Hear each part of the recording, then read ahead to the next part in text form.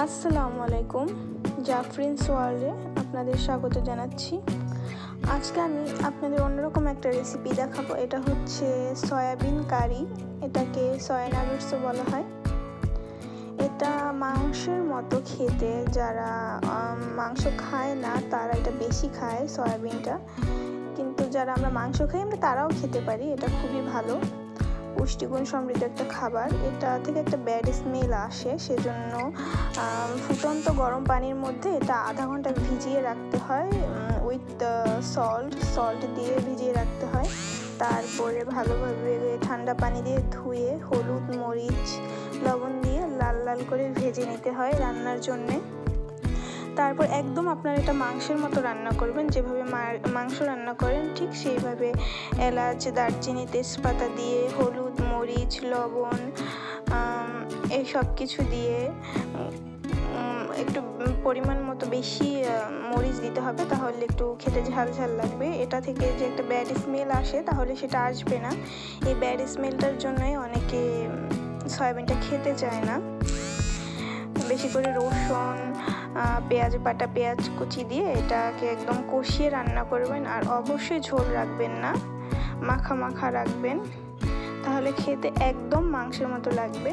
আর এই তরকারিটা রান্নার পরে একটু টালা জিরে দিয়ে দিবেন, তাহলে আরও ভালো লাগবে খেতে। এটায় বেশি পানি দিবেন না, ভালোভাবে কষাতে হবে, এটা একটু টাইম নিয়ে কষাতে হবে। ঠিক যেভাবে আপনারা মাংস রান্না করেন ওভাবেই রান্না করবেন, বেশি করে কষিয়ে পরিমাণ মতো পানি দিয়ে একদম মাখা মাখা উঠিয়ে নেবেন। এটার খেতে খুবই ভালো লাগে। এটা নুডলসের সাথে খাওয়া যায়, হালিমের সাথে খাওয়া যায়, খিচুড়ি বিরিয়ানি নর্মাল রুটি পরাটা ভাতের সাথেও খেতে পারবেন।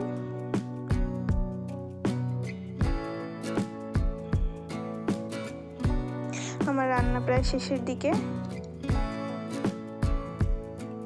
এই যে দেখলেন ঝোলটা প্রায় কমে এসেছে, উপরে একটা তেল তেল ভাব এসেছে। এখন আমি টালা জিরে দিয়ে এটা উঠিয়ে নেব।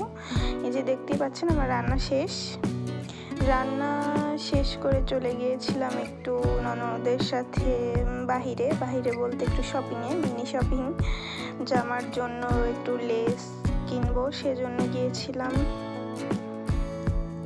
বেরিয়ে পড়লাম আমরা দুজন। প্রচণ্ড গরমের মধ্যে যাচ্ছি, কিছুই করার নেই, যেতে হবে। এখানে একটা ধান ক্ষেত দেখতে পেয়ে খুব ভালো লাগলো, সবুজ একদম, তাই একটা ক্লিপ নিয়ে নিলাম ছোট। এখন আমরা যাচ্ছি আমাদের কাঙ্ক্ষিত দোকানে জামায় লেস বসাবো, সেজন্য লেসের দোকানে যে এত লেস, কোনটা রেখে কোনটা নিব আমি তো কনফিউজড হয়ে গিয়েছিলাম। পরে বাছাই করে এনেছি, অনেকগুলো লেস নিয়ে এসেছিলাম, প্রায় 20 গজের মতো নিয়ে এসেছিলাম। তারপর সেখান থেকে একটা 99-এর দোকানে গিয়েছিলাম।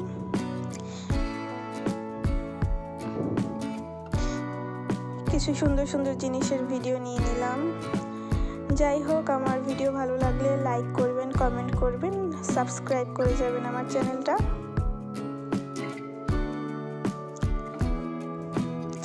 ভালো থাকবেন সবাই, আল্লাহ হাফেজ, বাই বাই।